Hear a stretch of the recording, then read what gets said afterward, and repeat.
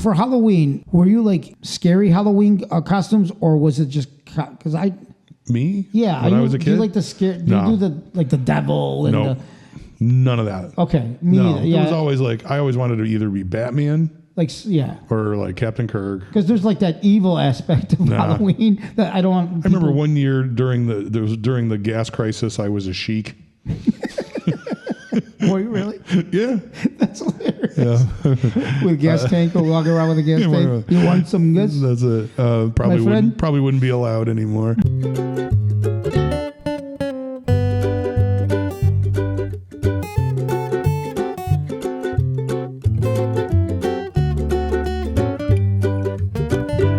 This is the Gray Hair Daycare podcast, with a combined age of 111 years and a combined IQ right in that same range. Your hosts, Frank Sirio and Carlo Russo. Welcome back to episode 33, part 2. We've got a few more stories to cover that we weren't able to get to last week. So we're back to finish up the job and get you all caught up. Thanks again for sticking with us, and here is the rest of episode 33. And now we will move on to, this is a segment we have not done in a while, and this won't be as horrible for you as it usually is. To get into things or yes. So we're going to do a crash test daddy. So here we are. So we decided, I was talking with Kelly and I'm like, what are the things that are big? So one of the things we'll talk about later is we've made this big transition in bath time. That one of the very early crash test daddies was we had the baby bathtub with the sling that you use instead of doing them in the sink like our parents did. Then we did the temperature one to remember water. We had the ducky, which is still in use, by the way. Awesome. Even now. Awesome. But she is big enough, baby Josie is big enough now that we have transitioned to people tub, to the big girl tub. Yep. But that requires a whole series of little things, little accessories that you need to make that a little bit more fun. Sure. So this is going to be our Crash Test Daddy bath time product showcase. And the first thing you have, I think, well, you can kind of pick out. You want me to pick out and then you'll So let's start the basic. So now this is kind of the go-to, right? Mm-hmm. So this is the Johnson's kind of baby wash. What is it called? Head and toe wash and shampoo. Head to toe wash and shampoo. Good. That's what we used for a while. But the real deal, the other bottle, you can set that aside. So the stuff that you have there is Baby Dove Sensitive Skincare Baby Wash. It's fragrance free and it's for bath time, hypoallergenic. This is the stuff that Kelly attributes. Remember some of the confusion we had with the whole is she allergic to apples thing, where she would break out. She would have when we switched from the Johnsons to the Baby Dove, cleared. Perfect skin. So maybe sensitive skin, not apple sensitive. Yes, not allergic. So why are we using this stuff? I don't know. Do we grow out of sensitive skin? I don't think so. I don't think pretty sensitive. Yeah, I don't know. Start crying when I'm emotionally sensitive. I get washed. Yes. But that is the stuff. So it is Baby Dove Sensitive Skincare Baby Wash, 4.8 out of 5 stars on Amazon. Awesome. Not cheap, $14 for that. That's why we don't use them. That might be. I go to the dollar store to get my soap. I use Ivory soap. But Dove is great though. Dove, they know what they're doing. That stuff, I don't know how Kelly discovered it, but that's the hot setup. Yeah, they know what they're doing. So there's that. Now the pad over there, you can pick that up. Mm-hmm. So this is very important. See if you can guess what this is. Okay. Should I open it? Yeah, you can. Okay. It's for the bath time, huh? Bath time. Does it get wet? These are no. It doesn't get wet. Another part of it does, but these accessories are not just for baby. Oh. For your knees. That's exactly right. For your knees. I forgot. As a parent, you're washing the baby on your knees. So it is a combination. I didn't bring the other part down because it's installed on our tub. But basically that product is the Comfortable Baby Bath Kneeler and Elbow Rest Pad Set. Oh, so my God, it makes so much sense. Memory foam, baby bathtub cushion. It's available on the Toodly, Toodly, the Toodly store on Amazon. 4.7 out of 5 stars, 1,800 reviews, $42. So it's that piece, and then you'll see, I'll put up a picture. Is there like a Velcro close to the Velcro? Or? I don't think, she doesn't do that. So you just flip that open, put it down.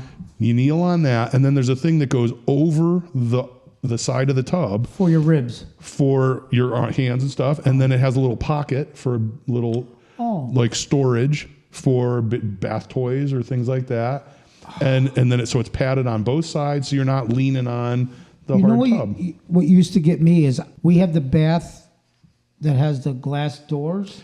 I used to have to go over it and kill my ribs. I'm like, oh my God. That's exactly what we have. So the bathtub that we use our kind of our guest bath, and it has the sliding door. So that thing covers it, and it works great. Oh so that's another very awesome. Popular. That's awesome. Popular with Kelly. Yep. Then you could do that guy next. I think you can unfurl it. Unfurl it. So this, I think, is very adorable. So obviously that's the working side. Yep. If you flip it over, it looks like Mr. Frog. Mr. Frog. So that is the Joycano, Joycano bath mat for tub, non-slip baby, 30-inch by 18-inch bathtub mat. That's awesome. So you have the suctions on the bottom, so it doesn't move around. Sticks right to the bottom. And then the baby sits there and isn't sliding around and slipping away. It looks cute. And 4.5 out of 5 stars, 180 reviews, $19. Works like so. The tub has some like non-skid on the bottom, but this is way better. Yeah, you can. And it's a little froggy. It's even good for us. It is. So we don't sometimes fall. Every once in a while in the shower, I do a little. We like our whiskey sometimes. A little shower drink. So there's that, and then that goes with Mr. Matt. So that is the Littlefoot Nation fun heavy-duty bathtub stopper for kids. So it just covers the drain. Water. For the drain. Yeah. Okay. So 4.6 out of 5 stars. Like that. But now pick that thing up. $11. What do you think that should be $3.99? It could probably cost like $1 This to costs make. not $1. This is 11 cents. Yeah, $11. $11. This is it. The next time we do Check Please, all this stuff is going to be in there. And crazy. It's crazy. And then the last thing, there it is. It's a little blowfish, and he squirts. It's a little bath toy, but it is part of a set. Of course. So the set is the Munchkin Baby Bath Toy Squirts for babies and toddlers. It's an 8-pack. So there's that guy and a bunch of others, but Mr. Blowfish is the favorite, or Pufferfish, I guess. I'm not sure. I would love baths if we can just have toys in there. And why did that stop? Let's keep playing in the bathtub. I don't think did you have toys in the bath when you were a kid? No, toys. Yeah, we didn't have that. Toys in the toys. Yeah, no, we didn't have any of that. We didn't have toys. You don't even have toys out of the bath. We played, I swear to God, this sounds so horrible as I recall it, as my parents. At one time, we played, do you remember a thing called House when you played House? Yes. Right? Yeah. Or played adults or whatever you want. Yeah. Well, we would play House, and then we'd also play House with dolls. Okay. But we didn't have dolls, so we used screws and I remember you telling this story. That you had like a screw with a wing nut, and you would call it Mickey. Yeah. This is how bad this was. See, I think my experience would have probably been much like yours if it hadn't been for my adult siblings who got me cool stuff. Gotcha. Because if it was up to my parents, it probably would have. So bath time toys would be screws. Thrown into the water with us. Yeah, that was. People are probably thinking, "What the hell are you talking about? Screws?" Yeah. There would be like little screws, and there'd be people. And we would play. Just like the play school things, except more dangerous, and you could choke on them. That's a natural selection at work. So anyway, those are some of the highlights of bath time with baby Josie. All this could be yours for $600. That's it. Bath time is very expensive. Yeah. But no, that stuff really helps. So we have that, and that was our Crash Test Daddy. Don't miss any of the fun. Subscribe on YouTube. Follow us on Facebook, Instagram, and TikTok.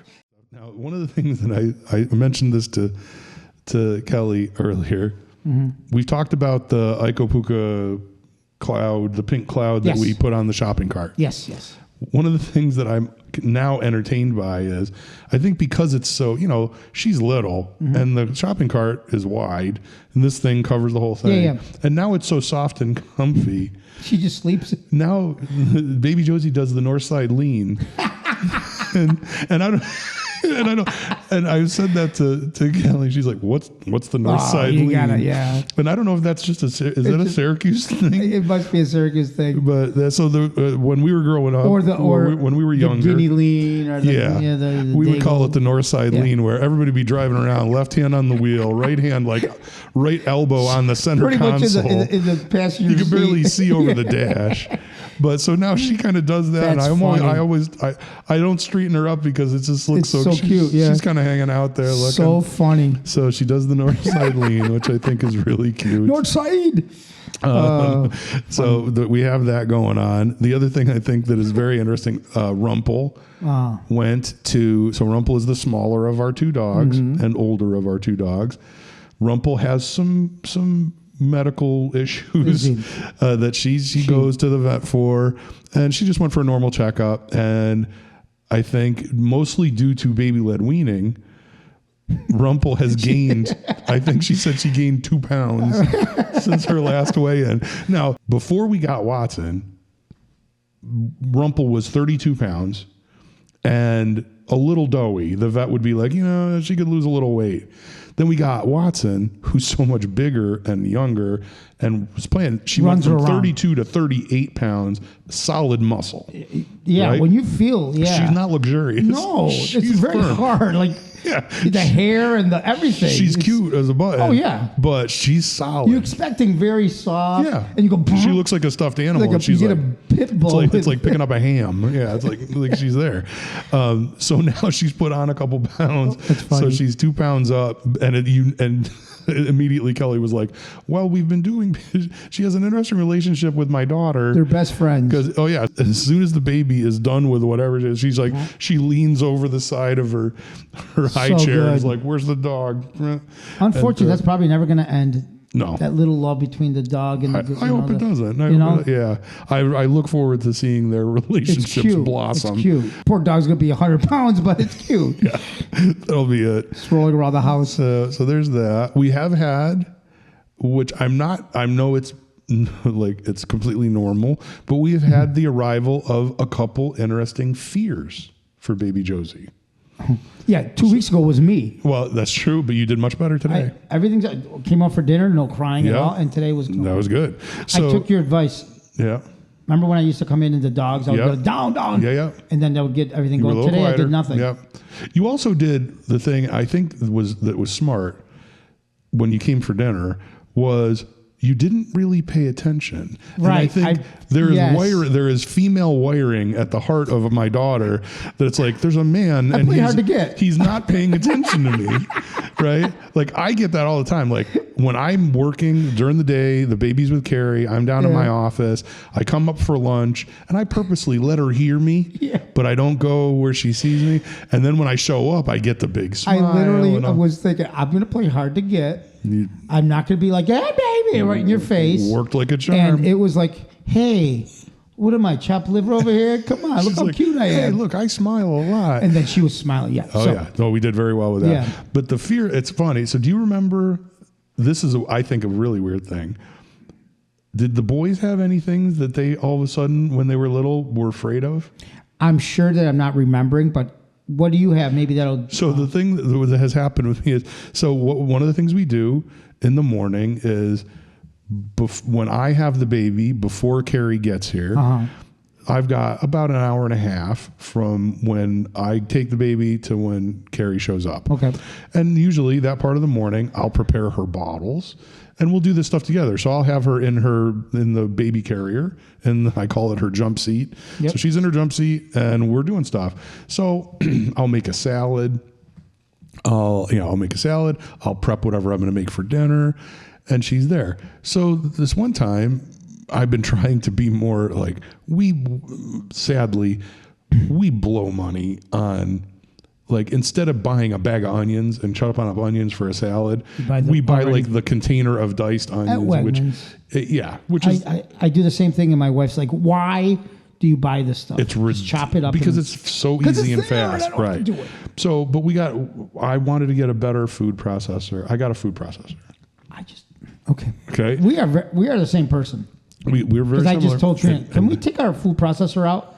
Because I've been seeing all these things. Yep. Put it on the counter, because if it's not on the counter, you don't have one. So I get the thing. So it has it chops, it slices, it grates, all that stuff. So I'm using it to very quickly chop up the onions. So I buy a bag of onions. I feel like I'm being like a pioneer, like doing it the old fashioned way. I'm not going to spend the money on the stupid, on the $6 little pint sized container of chopped onions that goes bad instantly. Yeah, you got to use it that day.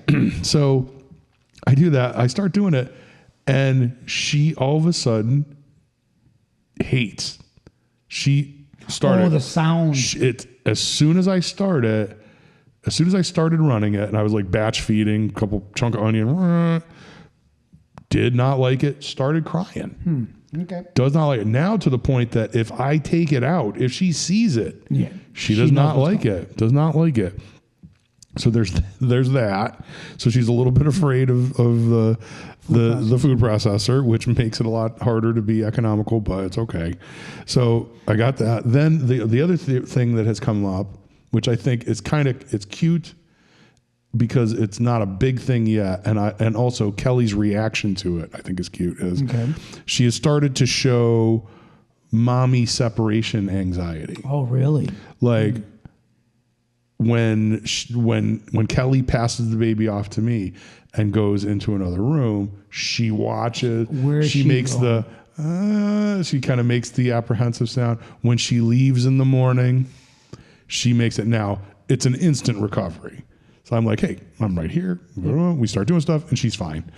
But and we were talking about that, and I can see that Kelly's reaction to it. I'm like, wow, this is new. Like, she's like, yeah. She's like, that's it's kind of cute. What she said, what I thought was funny, was she attributed it immediately to her hitting a milestone early. She's like, separation anxiety usually starts at 9 months, so she's a little ahead. But you could also see, you could also see that she's like, yep, she doesn't do it with you. Takes it in. Yeah. She's like, and I put one on that stuff. Yeah, and I completely you give it to yeah. Oh yeah, that's her. Like, that's awesome. How about the vacuum cleaner? Nope. She loves, like, when Bridget is here cleaning, Carrie will follow. She wants Carrie to follow her around. Yeah, she likes it. And I use power. I use power tool stuff. She didn't know nothing. Never. No, I had a sander going the other day. She was looking at, like, it's just. So maybe it's just new. I don't know. So I'm not used to the sander was new. True. Everything's new for her. So, but yeah, no, it's just a weird thing with the. Maybe she just doesn't like Cuisinart. I should have got the KitchenAid. I don't know. KitchenAid. So, but yeah, so there's that. I don't remember. I'm sure there was something that the kids freaked out about. My mind wants to say vacuum, but I think I'm just thinking that. I was trying to remember if there were things when I was a kid that I was afraid of. Yeah. I don't remember. I remember when I was living in Italy, my brother loved horses, and they gave him a toy horse, and this actual horse stood about this high. Okay. And the legs moved. Okay. It would gallop. Okay. And I was petrified of this thing. Really? Coming at me, I would just freak out. That's it's funny as you mentioned this. I do remember something, but it was an image more than a thing. Okay. I was terrified of, back then, my sisters had LP vinyl records, and the image on the Jethro Tull album Aqualung. I can picture it right now. Do you picture that? Absolutely. I was terrified of Aqualung. They would threaten you with that picture. I know they were never cruel. Oh, we did that. I have a story after yours. But no, I just remember if I happened to see it, like it was. Yeah. So cousin Eddie, Rockstar Eddie, Yep. Painter Eddie, Yep. same person, all three. When he was young, he was. You couldn't even say the word Ozzy. Bark at the Moon when he's like said there. Yep. We would give it to him, and he could be robbing a bank, and you go Ozzy, and you'd be like, "I'm sorry," you run out. I mean, it was better than I'm going to call the cops. I'm going to tell your mother. I'm going to get Ozzy. That's hilarious. And you just hilarious. pick up the album. Wow. It was so funny. That's but something. I just thought of something about that horse story. Yeah. About this thing moving at the horse, and then it kind of makes sense because growing up in the 70s, dogs were never on leashes. Yeah. So I was deathly afraid of dogs. I couldn't walk down the street. They reminded if I you saw of a the dog, horse. Really? If I saw, it didn't matter what size. If they were a loose dog, and getting bit in the face didn't help either. Yeah, that's right. But I don't know if that has anything to do with that horse. It all goes back to the toy horse. Yes, it all goes back. That's interesting. So I don't know if my kids have anything. I'm sure they did. Trina, let Trina me know. will remember. Yeah, Trina, let us know. So anyway, so there was that. We had Halloween happen. Yes. And so we put on our little outfits. And did I ask you, where did you guys go? We talked about it in the last episode. Because I said you thought you were going to go to your sister's So our neighbor across the street, Sandy, who's very nice, Uh-huh. told us to stop over. So we stopped over there Okay. on our way, and she had a little bag of goodies for the baby and for us as Sure. well. And we checked in with her. She has her grandson who was coming over. She was dressed up like Minnie Mouse. It was very Nice. cute. So we popped in there, and then we went over to Paula and Avi's. Avi was not feeling well, Sure. but we visited with Paula for a while, Aunt Paula. Avi or get she better. would prefer I say Auntie Paula, I think. Of course. She's not Zia. And so we checked in. She got to see that, and then for some reason or another, we ended up letting baby Josie try kiwi there for the first. She had some kiwi, and she loved kiwi, and now that's another thing that she eats. So we just Kiwi's so good. cut it in half, and she just kind of like digs it out with her little two twofers. So you didn't have to go to you didn't have to do the whole, because it was raining that day. No, we didn't do You any didn't have to do the actual trick or whole mall treating. We went there. I took some of my sister's candy, and we hung out there for a while, and that was it. For Halloween, were you like scary Halloween costumes, or was it just because Me? Yeah, when I was a Do kid, you like the scare? Do you do the devil and no, none of that. Okay, me No, neither. Yeah, it was always I always wanted to either be Batman, or like Captain Kirk. Because there's like that evil aspect of Halloween that I don't want. I remember one year during the gas crisis, I was a sheik. Were you really? Yeah, that's hilarious. Yeah. With a gas tank or walking around with a gas tank. You want some goods? That's it. Probably wouldn't be allowed anymore. No. Yeah, no, I never did any. I was never into scary stuff. Yeah, me I was neither. Not, That's why I don't get into scary movies and none of that. Halloween's not really never. It's great when you have kids. They and say when you that are a kid, I guess. From an economic perspective, Halloween is on a trajectory to eclipse Christmas. Really? Yep. Wow. It's another. I think another sign of the end times coming. Yeah. But this is the first year in a long time Trina and I went out to dinner on Halloween and kind of. And again, it was raining. It was not a great year. Kids have stopped coming anyways. Yeah. It's not so a thing we're anymore. like, okay, rain and the way it's been going the last 10 years, no one's coming to the house. So we're like, you know what? And we don't have the kids in that. We're empty nesters. Yeah. So we went to try a new restaurant. That's it. That's okay. You can come with us next year. That's right. When it's a real thing. We used to do that too. Yeah. That's fun too. So there we was go to that. our neighborhood. Oh yeah. And we can all Yep. Okay. Yeah, we could do that. Cool. So we talked about, we had dinner with the godparents. Yep. I think that worked very well. We had a nice dinner.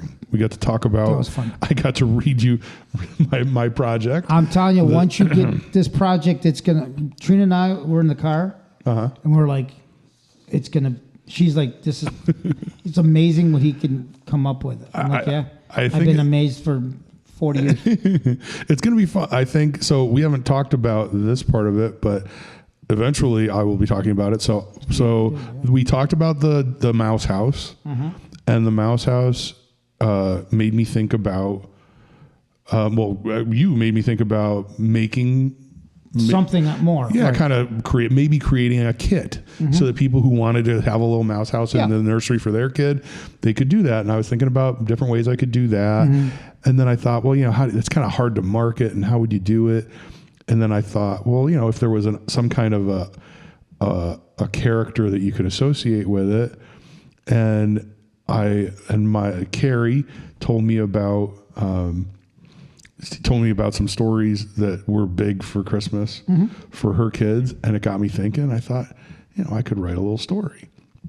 So I am working on, I actually just had contact today. I'm super excited with an illustrator. I found an illustrator whose work is absolutely beautiful. Awesome. She is in Vienna. There's all kinds of, it's interesting. Love the sausage. Yes, the sausages are fantastic. But I've been going back and forth in email with her, and if I could get her, I have no idea how expensive it would be. But the story is written. It's a Christmas story, and I want it to be like an illustrated picture book, a children's book. And if I can find a good illustrator, I'm going to try to self-publish it. So excited for you. I'm super excited. It's been, I always like learning, and I'm learning all kinds of things about printing and publishing and all that stuff. So we'll see what happens. But you'll be hearing a lot more of this. We'll talk about it a lot, because this will be one of the many marketing vehicles. Yeah, you'll be hearing this a lot, and hopefully by have merchandise, Christmas 2026, which you can show people, and how it all makes sense together. Yes, that's the best part. I think the low, and the element of it, the low effort elf on the shelf. The elf on the shelf. Neither Kelly nor I've never done it. Have any interest in doing it, because it just seems like it doesn't. First of all, and I didn't. it seems like a lot of work, right? Just to do it. It is, because you have to memory work. Yeah, absolutely. I just learned this is the 20th anniversary of the Elf on the Shelf. 20? Yep, it's been around for 20 years. Why does it feel like it was like 7 years ago? Well, Jesus. So this was, I don't know the names, but the Elf on the Shelf was written by a mother and daughter. Okay. They went to every publisher in the world, and everybody said, no thanks. Couldn't get it done. They published it themselves. The whole Beatles story. And they started selling basically at like craft fairs and stuff like that, direct to consumer. They weren't even selling it on the internet, just direct to consumer, selling it, different things. Do you know what made the Elf on the Shelf take off? Was it a show? No. Or what made it? Did some president have it? It was a star, Jennifer Garner, right? She apparently was photographed by a paparazzi and had a copy of the Elf on the Shelf book in her hand. And she has such a following on social media with Instagram and stuff. People looked into that. People asked about it, started getting chatter on the internet, and they ended up getting an interview on the Today Show. Wow. And it just blew up from there. And it just... That's all it took was Jennifer Garner. And this family didn't even know Jennifer Garner. So Jennifer Garner, if you're out there, please pick up this book. I'm going to send you a copy of my book, and just please be photographed. We're going to have to have we're going to have to have Uncle Louis photographed with one in his hand. That'll be it. That'll be it. But yeah, it's like that's how it happened. Was wow. That's how it blew up. It's and it kind of looks like the Elf on a Shelf. Kind of reminds you of something that you would make in craft, like you would make that elf yourself. It looked like it was a handmade. Yeah. I mean, eventually now it's like a whole thing. Like they have a website. You go, you order the book. It comes in a box set, and you can order. You either want a boy elf or a girl elf, and they can have brown eyes or blue eyes. Jeez. So it's very, very detailed. But it's their 20. Now they have a whole website and all kinds of other products. It's called Christmas World. I just remember parents going, "Oh my God, I forgot," and my daughter, my son goes, and I'm like, "Yeah, it's a lot of work, bro." There's two things. It's a lot of work, yeah, and it also makes you like. I don't like the idea that he's watching the children. Yeah, it's a little creepy. Yeah, right. I like that. And I can see some parents leaning on that, like, "Oh, the elf is going to see it if you're bad." Ozzy's coming. Yeah, but yeah. So anyway, so there's we'll be talking more about that. There's that project that will be coming. But other than that is everything. We are all a lot of caught stuff up. that happened. Yeah, a lot of stuff that is going on, but all good stuff. Yeah. So thanks again for making it all the way to the end with us, and we hope we will see you next time. Well, folks, that's another episode of the Gray Hair and Daycare podcast in the books. Thanks very much for tuning in and spending this time with us. We hope it was fun.